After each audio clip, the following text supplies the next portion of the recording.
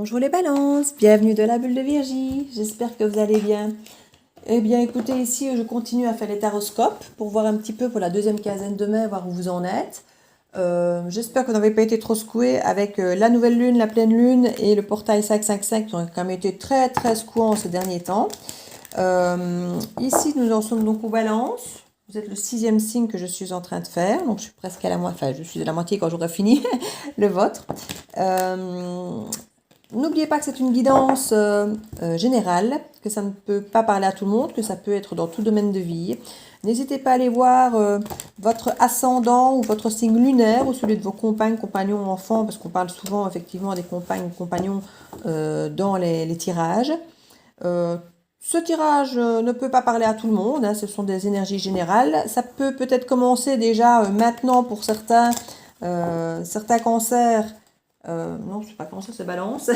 Ça peut commencer maintenant pour certaines balances, ou ça pourra commencer peut-être au mois de juin. Bon, on n'est pas tous au même rythme, hein. Donc n'hésitez pas peut-être à aller voir la guidance du mois précédent, ou de la précédente quinzaine, ou la guidance générale de votre signe. Si effectivement vous sentez que vous êtes un peu en retard par rapport à ce que je peux annoncer, parce que bon voilà, on a tous notre rythme.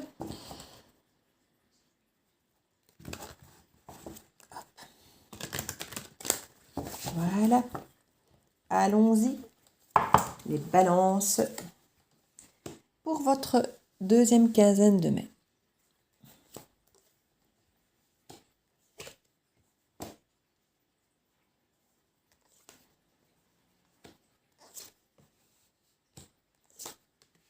Donc nous avons ici le 4 d'épée, le 3 d'épée,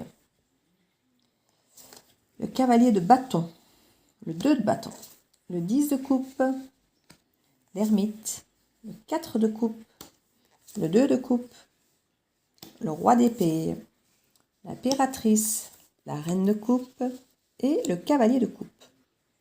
Mais écoutez, dans l'absolu, je trouve que c'est pas mal. Ça commence un peu hard, mais en même temps, j'ai envie de dire, c'est certainement la fin. C'est peut-être même déjà passé pour certains, c'est possible. Et on va vraiment voir quelque chose de joli, de très joli. Donc effectivement, en dos de deck, j'ai aussi du joli, hein, franchement, le 8 de bâton, c'est vraiment une carte d'organisation, de planification, d'action, de mouvement, de déplacement, peut-être de voyage, même pour certains. Elle est renversée, hein, donc il y a encore un petit peu de résistance par rapport au changement. Mais c'est en marche, c'est en marche. On voit ici effectivement qu'il y a l'ermite qui est renversée, hein, donc il y a effectivement cette envie de s'extraire un peu de la société, de réfléchir, de faire un retour sur soi pour réfléchir un petit peu à où nous en sommes, parce qu'il y a vraiment une sensation énorme ici de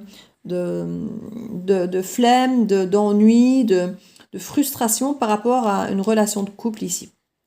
Donc je parle de relation de couple, mais pour ceux que ça n'intéresse pas le côté émotionnel, affectif, ça peut être par rapport à un contrat de travail qui vous tient vraiment à cœur, par exemple, ou par rapport à un projet qui vous tient à cœur. Ici, c'est quand même très affectif, émotionnel, mais bon, vous pouvez adapter ça clairement par rapport effectivement à des projets qui vous tiennent à cœur ou par rapport au travail qui vous tient à cœur, hein. Ici, on sent vraiment qu'il y a une forme de frustration, d'ennui, un petit peu côté ça se passe pas comme vous voudriez, et vous avez besoin de vous retirer un petit peu, de réfléchir, de revenir sur vous, parce que vous voulez vraiment aboutir vers une relation qui vous ressemble, vers la relation parfaite. Ici, que le 10 de coupe, c'est la relation parfaite, mais on sent qu'il y a une résistance à ça. Donc vous êtes un petit peu, ça ne vous plaît pas comment ça se passe, et il y a une résistance de peut-être, je ne vais pas dire de faire ce qu'il faut, mais voilà, je crois qu'il y a une hésitation, finalement, il y a de la douleur ici, hein, il y a de la souffrance. Avec le 3 d'épée, il y a de la souffrance. Et on a deux cartes ici vraiment de solitude, où vous marquez clairement que vous prenez du recul par rapport à ça. Donc vous prenez du recul par rapport à quoi? Par rapport à ce couple qui peut paraître idéal, mais en étant renversé, ça vous paraît peut-être de moins en moins idéal à vos yeux. Et il y a cette souffrance, donc c'est pour ça que cette relation ne vous paraît plus si idéale. Il y a de l'ennui, et il y a de la souffrance. Donc effectivement, si à vos yeux cette relation est idéale, il faut peut-être effectivement revoir ce fameux idéal. Parce que si dans votre idéal, c'est souffrir et c'est s'ennuyer et être frustré, il y a de quoi se remettre un peu en retrait et réfléchir à tout ça, hein, on est bien d'accord. Il faut se réinventer. Alors on voit effectivement qu'autour de tout ça, on a le roi d'épée. Alors le roi d'épée, c'est quelqu'un qui tranche, qui est fraîchement séparé, qui sait ce qu'il veut, qui sait ce qu'il ne veut plus, qui peut être effectivement un peu distant, un peu tranchant, un peu froid, mais qui a beaucoup de justesse, qui sait parler, qui sait s'exprimer, qui sait défendre ses opinions. Alors renversé, effectivement, il va tout doucement peut-être s'éloigner de ce côté effectivement isolé, distant, froid, peut-être un peu manipulateur de temps en temps pour arriver à ce qu'il veut ici. Parce qu'il est quand même entouré de cartes canon, hein, entre l'impératrice qui quand même est une ouverture, c'est une protection, c'est l'éducation, c'est faire grandir, c'est faire enfin, c'est plein de douceur en fait, hein.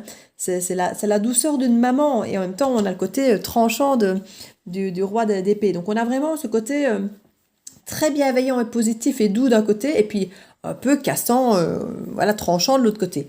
Et ici pareil, on a une carte très belle, très douce, pleine d'harmonie mais qui bloque un peu, qui a du mal à se réaliser et en même temps si vous êtes seul, voilà, vous souffrez et vous êtes seul. Donc qu'est-ce que vous voulez apporter quelque chose d'harmonieux. Donc c'est évident.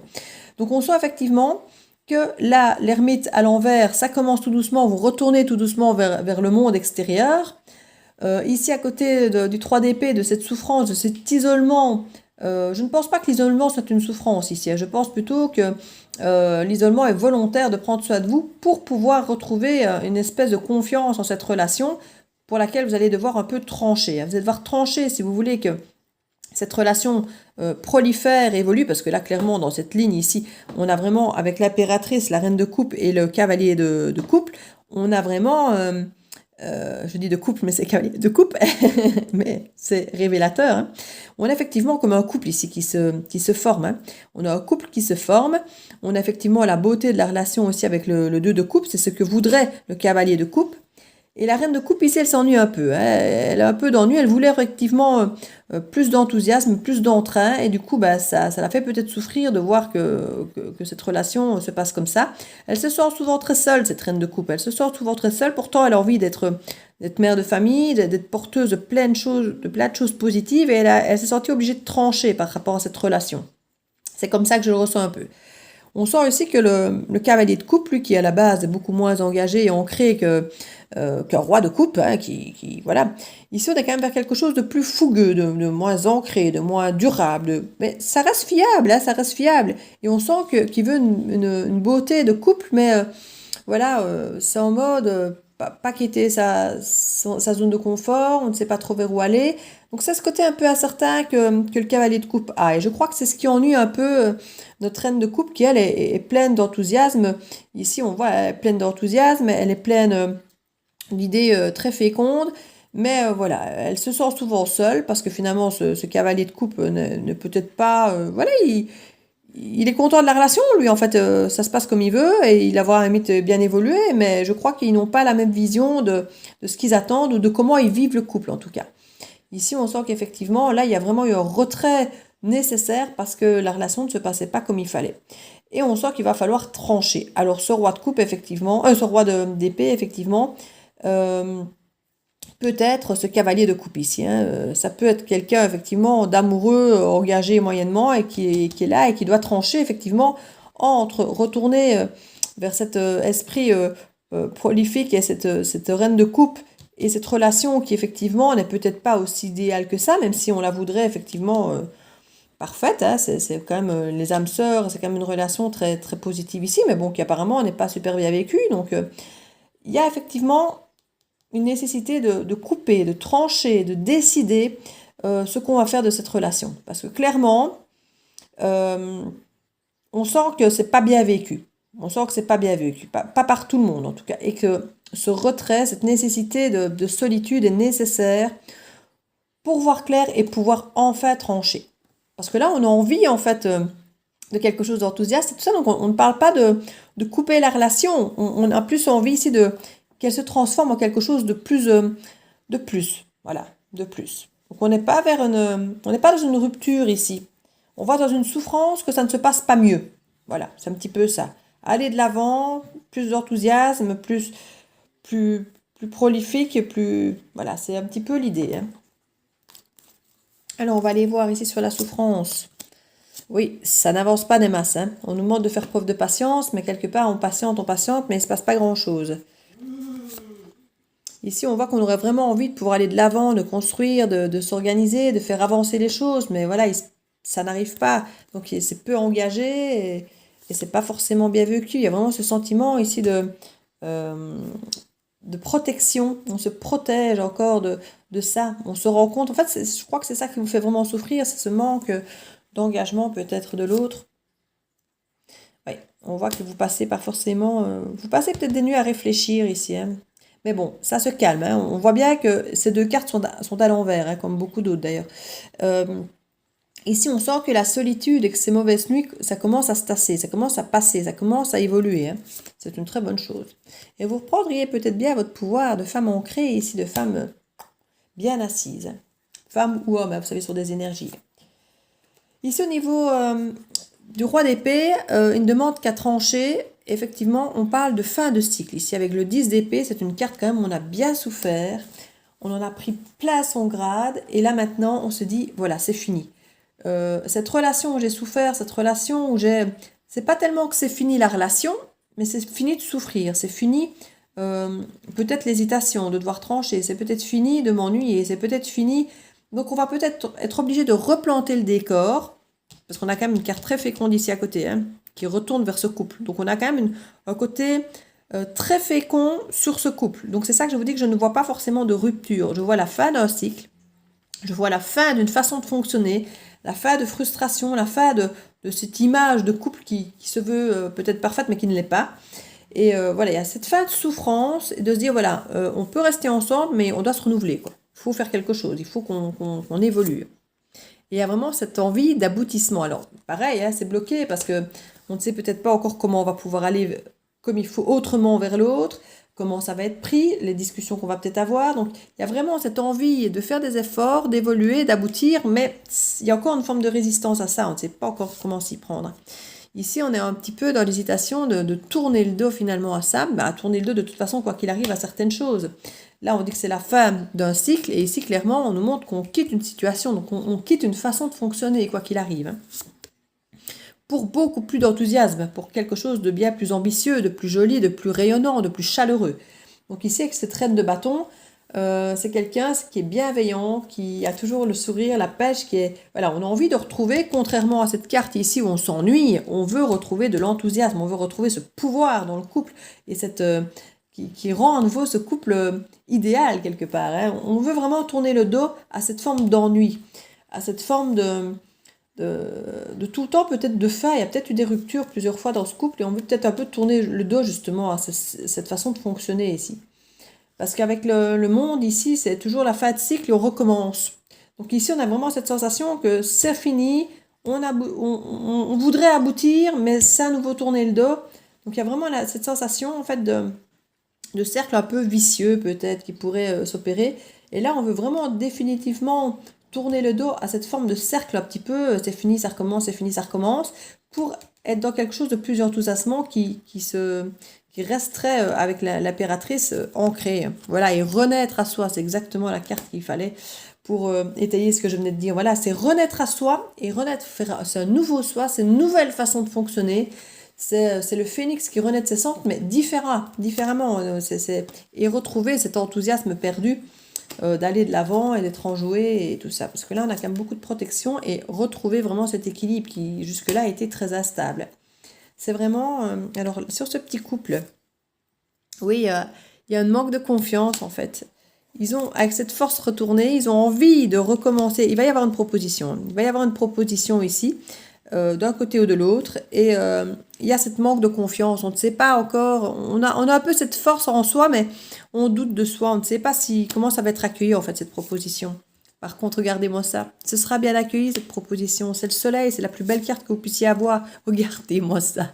Je me disais, je vais partir une carte sur le soleil quand même, on ne peut pas faire mieux, mais si, regardez-moi ça, j'ai voulu tirer une carte de plus, en me disant, bah si, tire une de plus, c'était presque moi...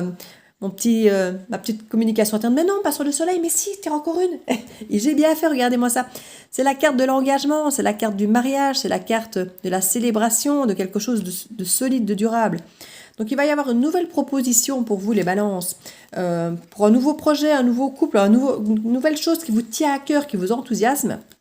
Vous aurez un petit peu ce manque de confiance en vous ou peut-être en l'autre par rapport à cette proposition qui ne vous semblera peut-être pas suffisamment solide parce qu'il y a eu beaucoup d'ennuis ou des choses comme ça par le passé avec cette personne-là ou avec une autre, peu importe, mais qui ont fait que vous restez un peu sur votre méfiance et on vous dit que ça va être le soleil. Donc la plus belle carte, c'est la réussite, c'est l'abondance, c'est la chaleur, vous rayonnez en fait. Et là, on parle vraiment d'ancrer, de s'ancrer dans... Alors ici, voilà, ce qu'il vous faut ici, c'est vraiment du changement, quoi. Pour aller de l'avant, pour sortir de votre zone de confort, il faut arrêter de résister au changement. C'est ça votre problème, vous résistez au changement. Il y a trop de choses qui s'offrent à vous, trop de propositions différentes, dont certaines qui sont des illusions, d'où peut-être que vous hésitiez effectivement longtemps. Et on parle vraiment d'aller lentement mais sûrement. Mais voilà, on dit que une fois de plus, en étant renversé, il y a une forme de résistance. On vous dit d'y aller, vous n'êtes pas obligé d'aller vite, parce qu'on sent que vous résistez. Vous n'êtes pas obligé d'aller vite, mais allez-y lentement. C'est le cavalier le plus lent de tout le tarot. Mais c'est pour s'ancrer. Donc on vous dit, voilà, on comprend votre réticence, on comprend qu'il y a plusieurs choix, on comprend qu'il y a eu des doutes, on comprend votre manque de confiance. Allez-y pas à pas. Et vous allez voir, soleil. Voilà, et on pourra travailler en équipe. On voit, vous pouvez vous faire aider par quelqu'un de l'extérieur. Ça peut même être un thérapeute ou parler avec vos amis. Parler même simplement avec la personne en question. On voit qu'il y a un travail, effectivement, de complémentarité où vous allez pouvoir travailler ensemble et vous écouter. N'oubliez pas qu'ici, en dos de deck, on a quand même un très très beau jeu. Donc, pour continuer, l'oracle de Lana, comme j'ai fait avec les autres signes, on y va. Pour voir les énergies complémentaires pour ce tirage des balances pour cette deuxième quinzaine.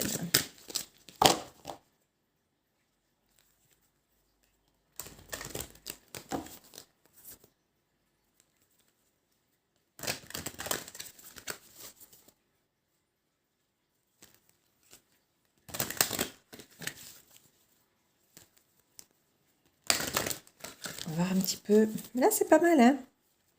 Le tout est de reprendre effectivement un peu confiance et surtout de réajuster le tir en fait, parce qu'on voit que c'est beau ce qui se passe, mais ce sont peut-être des couples qui sont ensemble depuis très longtemps ou des couples qui n'ont pas arrivé à accorder vraiment leurs besoins, leurs attentes ou leurs projets de vie. Ils sont peut-être toujours restés dans quelque chose de superficiel et de léger, et là maintenant il est peut-être temps de réajuster le tir, de voir ce que vous voulez chacun pour pouvoir vraiment en parler, et on voit que les propositions sont acceptées. On voit ici qu'il y a beaucoup de doutes dans un premier temps pour vous. Voilà, il y a une branche cassée, donc il y a certainement dû y avoir des ruptures. Hein. Je disais tout à l'heure qu'il y avait certainement un cercle vicieux et une protection, donc vous revenez tout le temps l'un vers l'autre ici.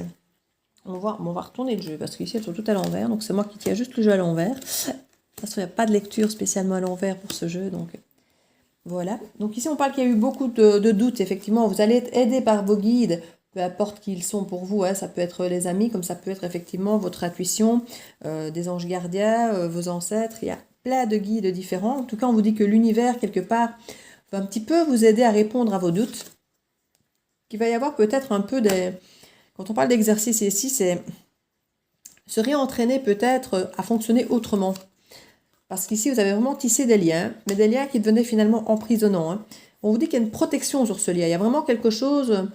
Si ça a tout le temps cassé, c'est qu'il y avait une raison, quelque part, on va vous l'expliquer. C'est certainement un travail que vous deviez faire sur vous-même. Et on vous parle que c'est un entraînement, on vous fait faire de l'exercice, on vous fait faire sans cesse la même chose. Pour que vous compreniez peut-être le côté emprisonnant peut-être de ce lien. Et le côté peut-être important, tissé justement, qui est fort de ce lien. On nous parle d'intelligence. Voilà, il y a une intelligence un petit peu... j'ai envie de dire du cœur, ou de réfléchir un petit peu pourquoi ce lien finalement recommence toujours. Ça a l'air de tout le temps se couper, et ça recommence tout le temps, et puis ça se recoupe tout le temps. Donc voilà, il y a vraiment une interrogation sur le pourquoi ça se coupe, et pourquoi ça a l'air d'être protégé, puisque chaque fois on y revient. Et on nous dit, voilà, il y a un exercice, il y a un apprentissage quelque part à faire, et on vous dit que les guides sont là. Il y a vraiment deux protections, hein, les guides d'un côté et la protection de l'autre, et on vous dit qu'il y a vraiment un travail à faire, une compréhension à avoir par rapport à ce lien, qui est très porteur. Avec le blé, ici, ça manque quelque chose de nourrissant. Alors, il y a eu cette sensation parfois d'être manipulé, hein, avec des jalousies. ça n'a peut-être pas été toujours, ouais, ça n'a pas été toujours ça. Et s'il y a eu des choses effectivement répétitives, il y avait certainement une tierce où, voilà, on avait la carte aussi là, de l'illusion. Donc je comprends qu'effectivement, il y a eu de la douleur, il y a eu de l'ennui, il y a eu des illusions et des choix à faire parce qu'il y avait certainement effectivement des sentiments, comme je disais, désagréables, de jalousie, de manipulation. Et ici, clairement, on vous a fait croire certaines choses qui n'étaient pas forcément vraies, qui ont pu effectivement à chaque fois créer ces cassures, quoi. Si pour le printemps, on nous annonce la paix sur ce lien, sur ces cassures, avec de l'amour. Donc moi, je vous parle ici, il y a certainement des réconciliations dans l'air pour ce printemps, ou le prochain, mais je pense que c'est celui-ci, avec vraiment de l'amour et de la paix. On arrive à s'apaiser. Il y a vraiment une aide qui vous est proposée à faire les choses différemment. Donc on vous encourage vraiment, comme je le disais tout à l'heure, à faire les choses autrement, à vous renouveler pour pouvoir ramener ce côté paisible, enthousiasmant et sortir de ce côté boucle, schéma répétitif et éviter un petit peu, voilà, on nous parle ici de spiritualité, il y a vraiment un lien fort entre vous. Hein. Apparemment les doutes ça va changer. Hein. Voilà, et maintenant c'est de l'abondance, il y aura plus de doutes. Ça va couler maintenant, voilà. Terminer les rivalités. Habitation, loisirs. Oui, je pense que les rivalités, tout ça, c'est fini et que vous allez à nouveau avoir quelque chose de beaucoup plus enthousiasmant et la magie.